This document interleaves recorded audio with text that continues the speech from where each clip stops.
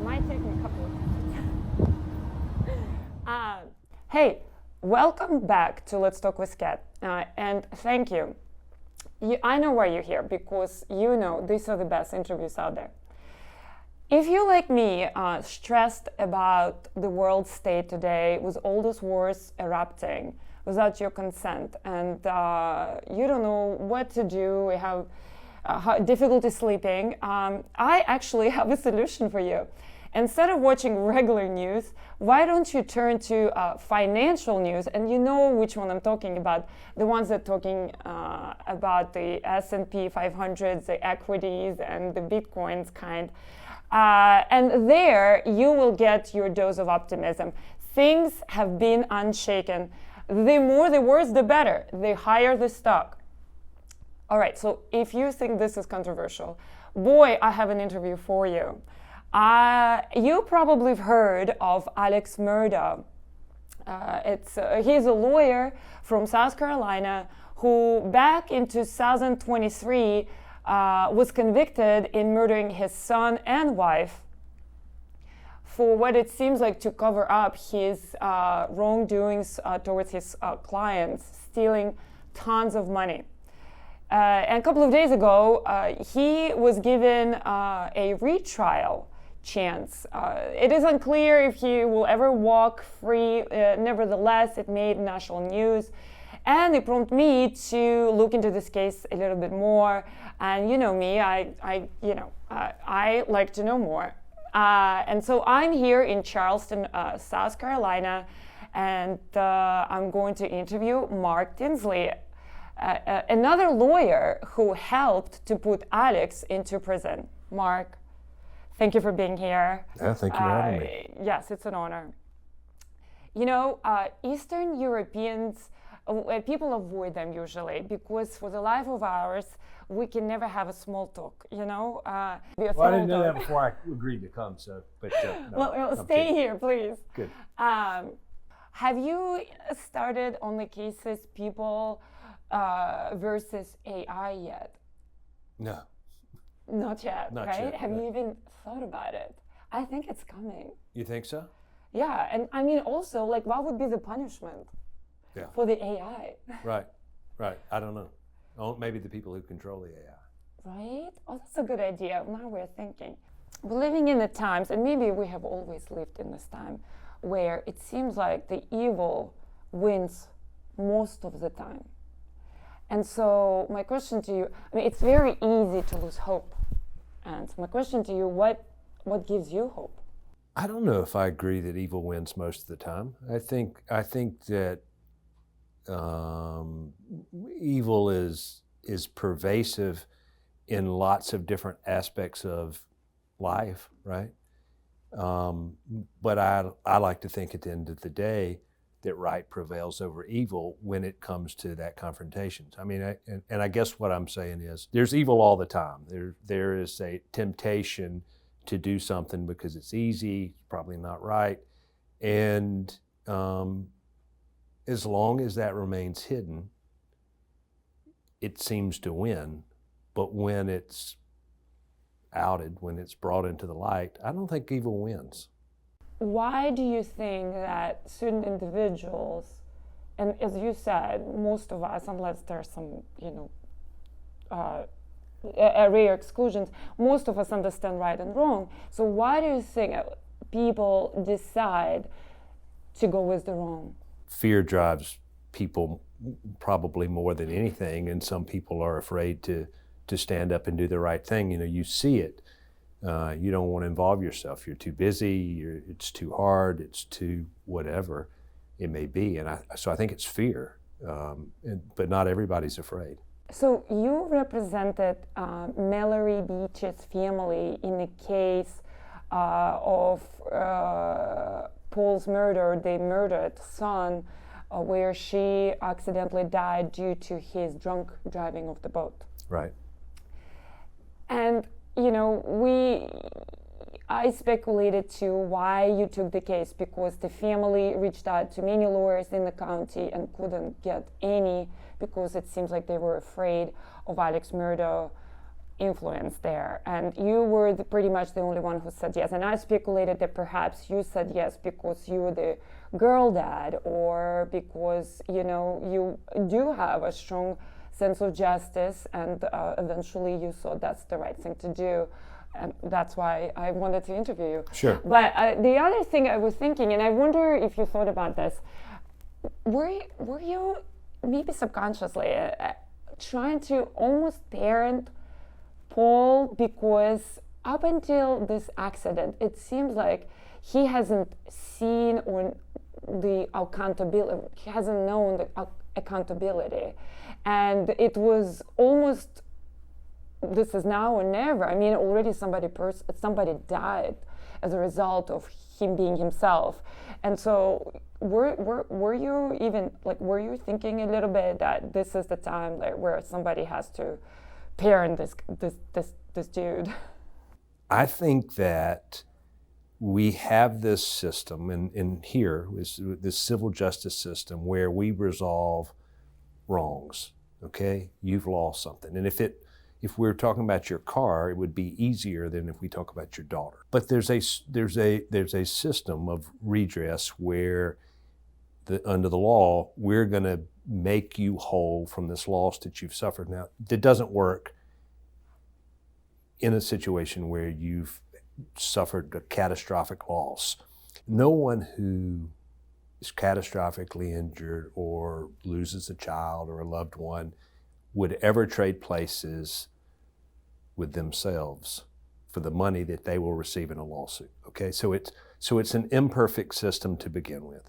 When you really lose something like your child, and you are supposed to protect your children, there is a huge component of grief that goes along with that. And sometimes there's value in someone else objectively saying, it wasn't your fault, it was Alex Murdaugh's fault, it was the convenience store owner's fault who's made this sale. I thought I could help the Beach family work through this in whatever way that I could. And that's the way it would go, but that's not the way it went with Alex, right? Because he had all these secrets, all these things he was hiding.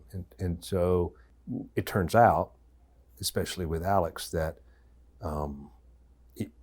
there's probably nobody else who was capable of dealing with this case better than me, because I knew who he knew. I knew the people that would support him. I knew other things that were going on behind the scenes. And so, but what I didn't know is that due to the nature of my relationship with him, with his law firm, because we live close together.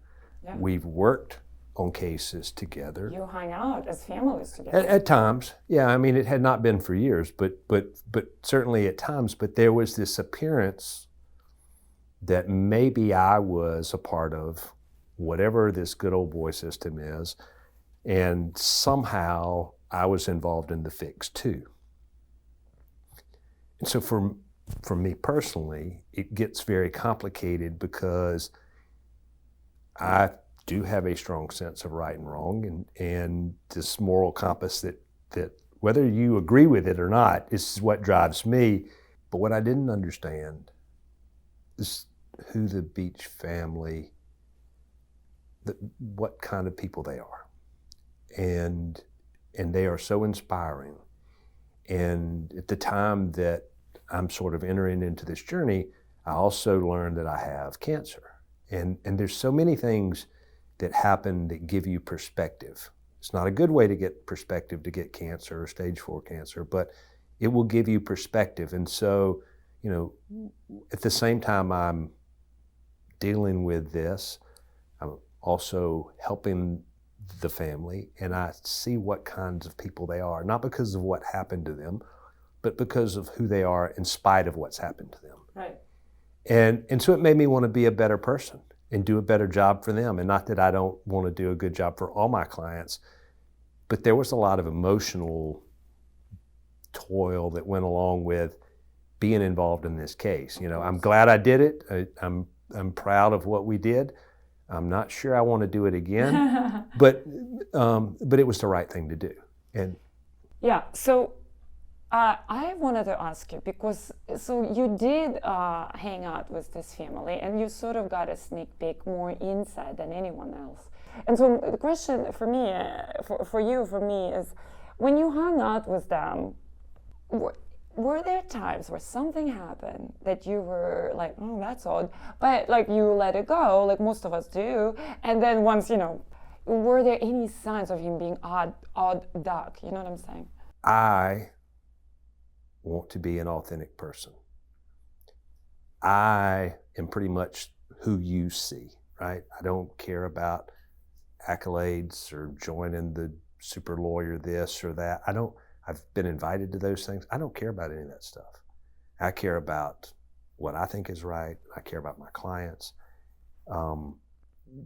But Alec was not an authentic person. And you knew it from the day you met him? No, not from the day you met him. Eventually you see that the person that Alec cared about was Alec. And so, you can't really have a friendship when it's clearly a one-way street and you recognize it's a one-way street, right? I mean, he wants to be friendly when he needs whatever it is he needs from you, but the rest of the time,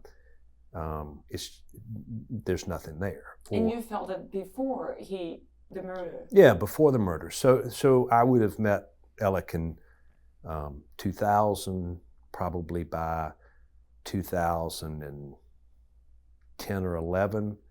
I'm not really hanging out with Alec very much. I'd see him socially. I was friendly. He was friendly.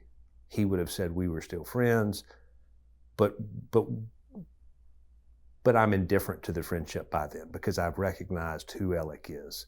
Alec only cares about Alec. And so that's like 2011 and 12, and then the boat crash is not until 7 or 8 years later. Do you think he cared about his children? I think that Alec cares about the things that matter most to him, and they give him some benefit. And so somewhere, I think he loved Maggie, I think he loved Paul, he just loved himself more. And, and that probably changes over time. I mean, there was a point in time where I can remember Alec referring to Paul as baby when he's 12 years old, somewhere in there. I mean, so he's not a baby, but still calling him baby. And he seemed like he loved him. He really seemed like he cared most about having a good time. And, children, I don't know if you have children, but I think, have children. I think, if you treat them wild animals, that's what they'll become. And you have to tend to them and you have to do things that are hard. And unfortunately, Paul never got those things, because I think if you love your child, one, you don't murder it, but you treat it like a child, right? I mean, if you care about something, you take care of it. And sometimes that means to learn right from wrong.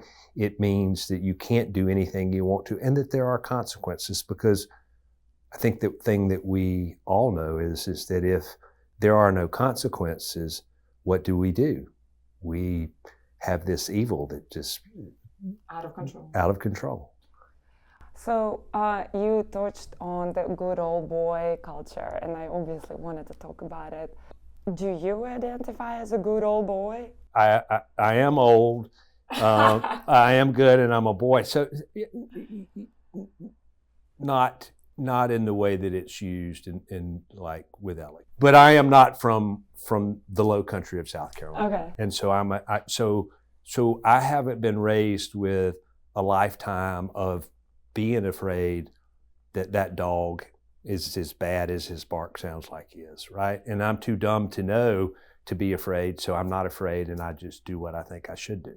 Interestingly, because I relate to that, because, once you put someone in the area where it's not their culture, you start to observe what is going on here. And maybe, do you think, just maybe, that's where the moral compass starts to kick in? Because now you're not participating in the culture. Like, for example, immigrants, they often create a third culture. They come in, they bring their culture, they take in the new culture, and it's it's the third culture. And often we are the observers. And like, could that be that you were in this world as an observer, and with your intelligence, you were able to maintain your moral compass? I think so. I certainly was an immigrant as it relates to that. But I mean, the reality is that you don't know what you don't know, right? And as it relates to Alec, everyone thought that he or she, mainly it was that Alec was his friend, right? And you don't really see through the fact that this is a one-way relationship. And he may do things when it's convenient for him to help you, to make you think, but he was very much a people person. Hey, Kat, how are you? He would remember your name. He would remember your mother's name. He'd ask about your brother, but he still was a master at manipulating people to make them think that he was something other than what he was, which was just out for himself. Interesting. For Eastern European, if somebody remembers my grandma's name, it's a red flag. Well, it should be here too, evidently. So, this wonderful book, The Devil at His Elbow. You should read it. If you're a slow reader, it's gonna take you 2 weeks. If you're fast reader, 1 day. But I learned, and correct me if I'm wrong, you after Alec was convicted, you came to the judge's office and you said, "I have a bullet here. Let's put an end to it right now."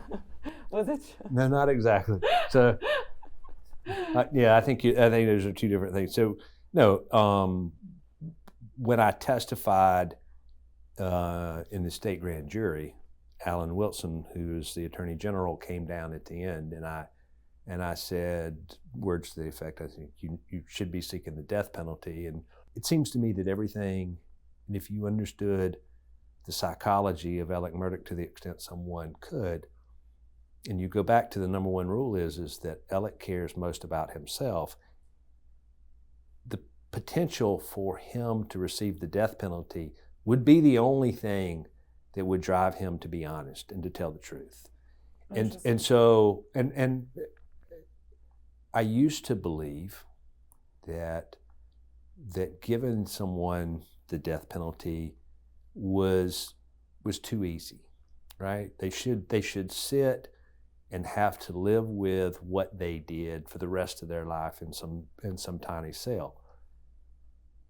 But when you listen to Alec in the jail, in these jailhouse calls, there's no remorse. There's no remorse. He's having a ball. He's gambling for meat sticks. He's the cock of the walk, and so I realized from my own personal perspective is that there are some people that don't deserve even to live in prison, and because I don't think that Paul and Maggie visit him every night in his sleep and haunt him, because I don't think that he thinks that way. So what I said to Alan Wilson was that I had a bullet that I would be happy to provide, but I thought that he needed to be put down like an old rabid dog and with a bullet behind his ear, and that's what he deserved, because he was going to live the rest of his life having a good time. He cares most about not being known as the person who killed, in particular, his son, right?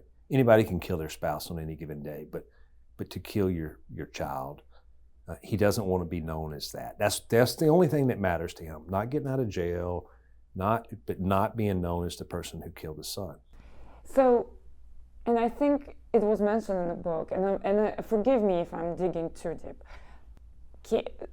So when Paul had this accident where Mallory died tragically,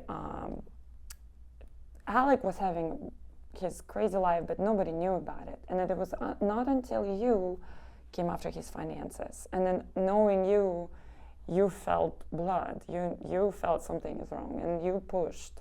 And Alec, I think, and we could speculate, maybe felt threatened. Did you feel almost guilty? Was it something that I got out of the book or not? And the other question is, if you look back would you do anything differently? No, I wouldn't do anything differently. I mean, I take that back. There are things that Satterfield, for instance, people don't understand. Gloria Satterfield was a housekeeper. She died mysteriously. And nobody still knows what happened. Well, nobody still knows what happened. Most probably she trips and falls down the stairs. And she hits her head and she lives for some period of time and then she dies from her injuries.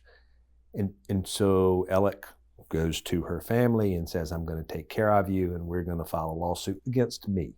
All right, not me, against Alec, and because he's got insurance. Yes. What he did was he then settled the case against himself and stole all the money. Yeah. And so I knew that something was wrong with Satterfield early on. All right, I didn't know I was wrong about what was wrong, but what I thought was they had settled that case for $505,000, and that Corey Fleming had settled it for less than it was worth, because it's worth more than that, because it was concocted, it was fake, it was not. Alec wasn't really at fault, but the minute that Alec said, I am at fault, then he owes the full amount, not a part, because it's a sham, right? And I knew that the insurance company believed it was a sham.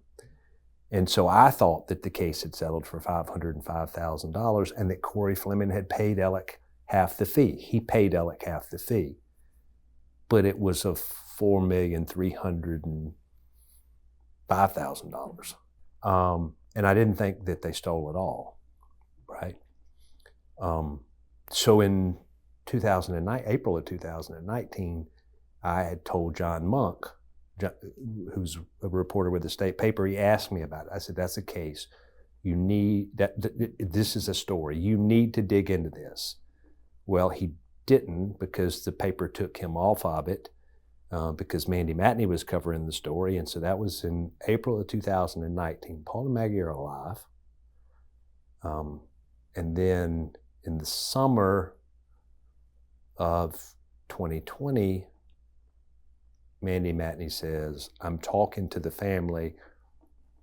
They have a claim. And I contacted Eric Bland at that time and I said, these are who these people are. If they contact you, this is what it's about. And he and his partner agreed to represent the Satterfields in late spring, early summer of 2020, because I knew that there was a problem and I thought that the family was going to call. But because it doesn't receive any attention, really, until after the murders, they don't follow, the family doesn't follow up for a whole year. So if I could do something over again, I would have pushed to go to talk to find out about that, because the minute that Eric Bland wrote the letter, the cat was out of the bag and the financial crimes, there was this watershed moment where we quickly discover, holy shit, they stole all this money. Yes. And then, which leads to everything else. And so, yeah. And I honestly believe Paul and Maggie would still be alive had I pushed earlier on that. But you don't know what you don't know. Yeah, when I looked into this case and many others similar to this, I always hope that we learn some lessons, we take away to when we go to the next one, which is inevitable, obviously, because I think sociopathy is a part of humanity. Alex are all around us. We don't know who and what. Let's hope not. Yes, but also it's good to have a plan. And so the way I think is like, how can we learn? This is how I'm with my life. Like, where something happened, can I learn from this? I can prevent this from happening again, or can it be better? And in this situation, again, I was thinking, when we deal with a sociopath, can we recognize it, number one, early? And are there steps we can take to say, oh, hold on, shall we alert the family? This guy is red flag, he can't kill. I mean, is this such a thing can be done from this case moving forward or not?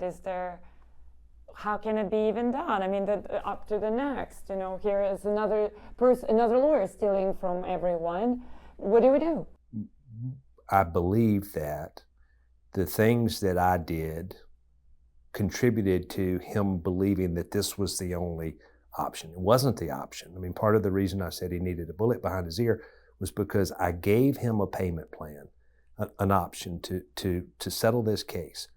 And he's actively stealing people's money. He has $2.8 million in his pocket that he just stole from the Satterfields. Now, I mean, stole 4.3, but he has a check in his pocket in May of 2019 where he had just taken $2.8 million.